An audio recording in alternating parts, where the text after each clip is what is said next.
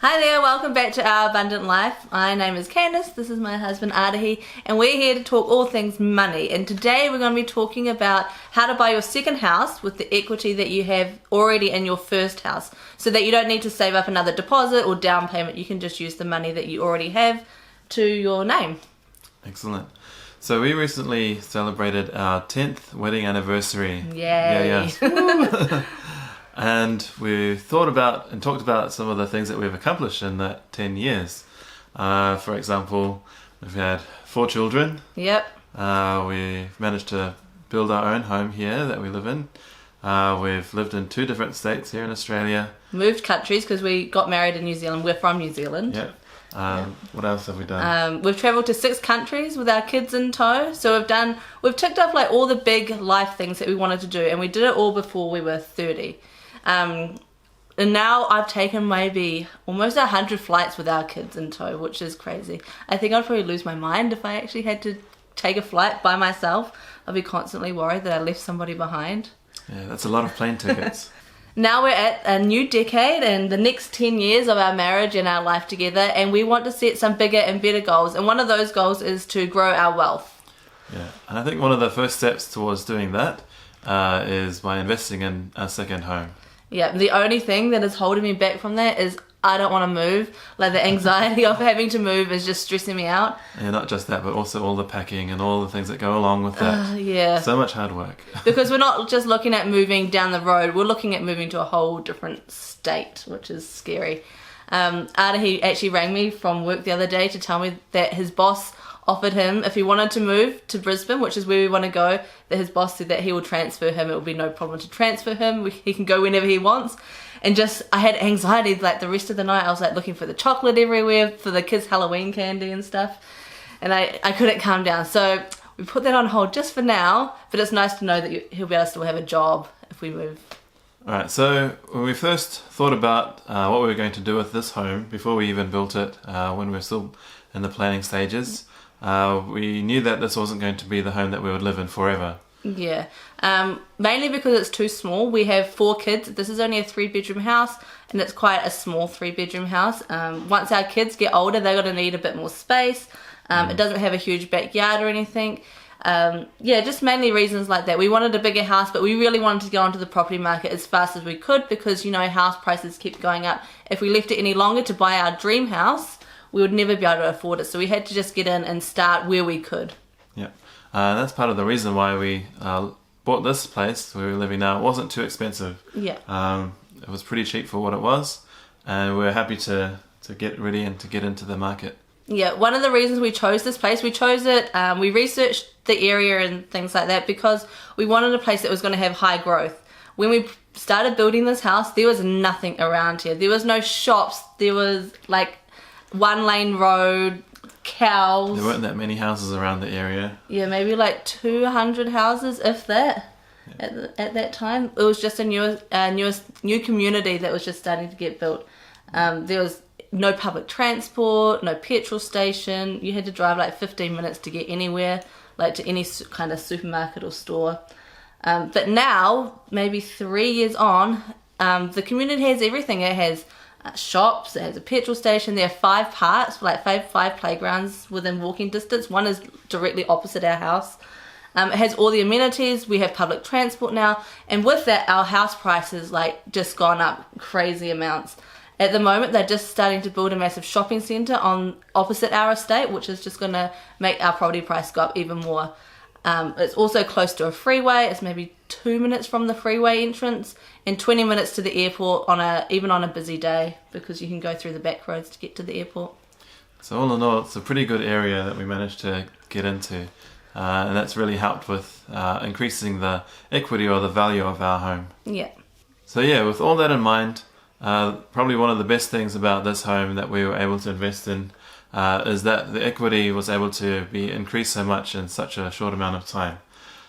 Basically what equity is, when you're talking about a home, it is the value of the property minus how much you owe left on it, and what's left over is your equity.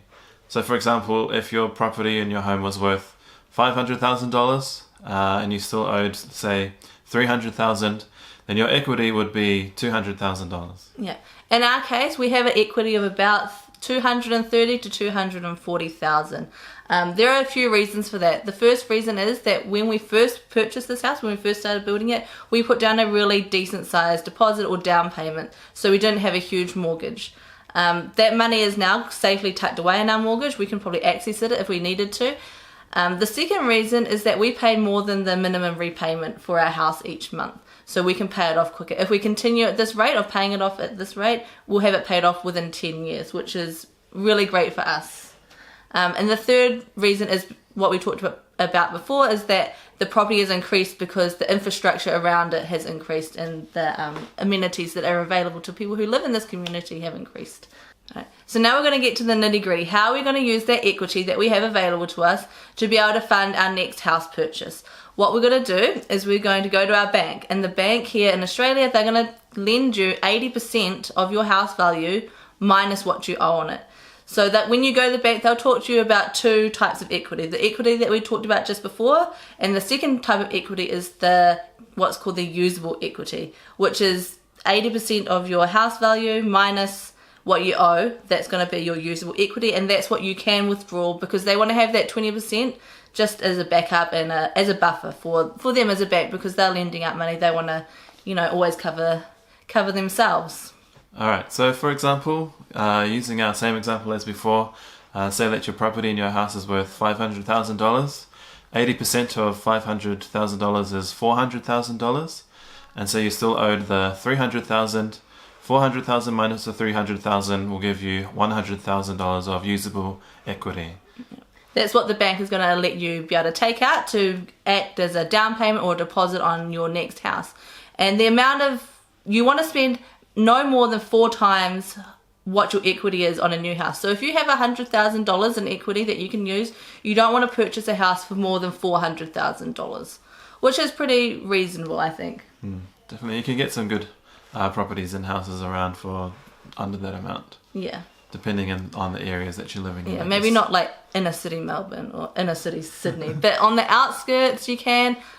In regional towns, there's plenty of places where you can buy a house for that much money, especially if it's an investment property. You don't have to be living in the same place for an investment property. You can have a property manager look after it or something like that. So you can be living in Melbourne like we are, and you can get an investment property in some regional town where prices are a lot cheaper and the rent is still going to be good enough to cover it all.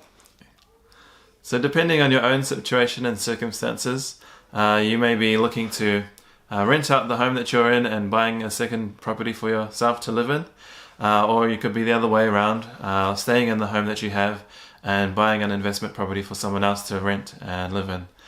For us, we are looking to buy a second property for us to live in for our family, as this home is quite well positioned to be able to make us a bit more money than a second place. When we rent out this house, it will be positively geared, which means that the rent that we receive from people living in this house will be enough to cover the mortgage, the property manager, the rates, insurance, and all the fees and things that come with renting out a house. So that means at the end of the year, whatever, we will be making money on this house, and this house will essentially be paying for itself. So after we pay for everything, we'll still be coming out an extra $100 better off every week from just renting out this house. And that extra $100 we'll just put back onto the mortgage so that it will be paid off faster and faster. And eventually we'll get all the money from the rent. We won't be having to pay any mortgages at all. Wouldn't that be lovely? Yeah, one day. You might be thinking to yourself, this all sounds good, but what happens if I'm not living in a high growth area, or if the property market is particularly slow where you live? So I guess the best way to deal with that is to help increase your own property value. So how would you go about doing that? Alright, I think one of the easiest ways to increase the value of your property is to do some renovations. You might have to channel your inner Chip and Joanna Gaines to be able to make improvements to your home. Usually if you improve the bathrooms and the kitchens, your property price will go up. Sometimes ripping out the carpet and laying down some nice, what do you call those things? Polished floorboards or something like that. Giving everything a nice fresh coat of paint can really increase the value of your home, which will be great for you to be able to increase your equity so you can buy your next house. Yeah. A lot of things that you can do by yourself, I guess, as well. Yeah. Just DIY projects, maybe putting in like a garden outside, doing a bit of landscaping around outside your home.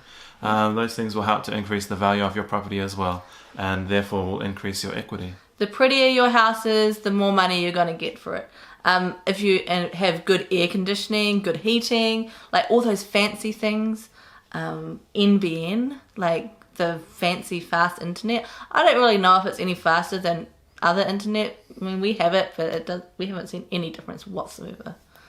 You might not think that investing in the property market is right for you.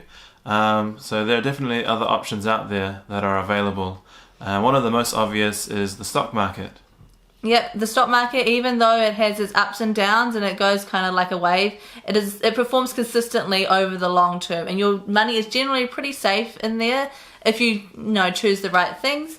So we're going to talk about that in our next video. We're going to weigh up the pros and cons of real estate and stocks, and where we're actually going to invest our money this year, our actual money, our hard-earned cash, where we're going to put it. So if you're interested in that, make sure you subscribe below so you can watch that video too.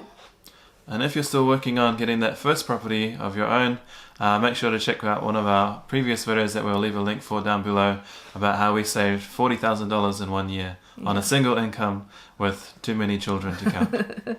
Yeah. All right, we'll see you guys next time, and I hope you have a great week. Have a great one.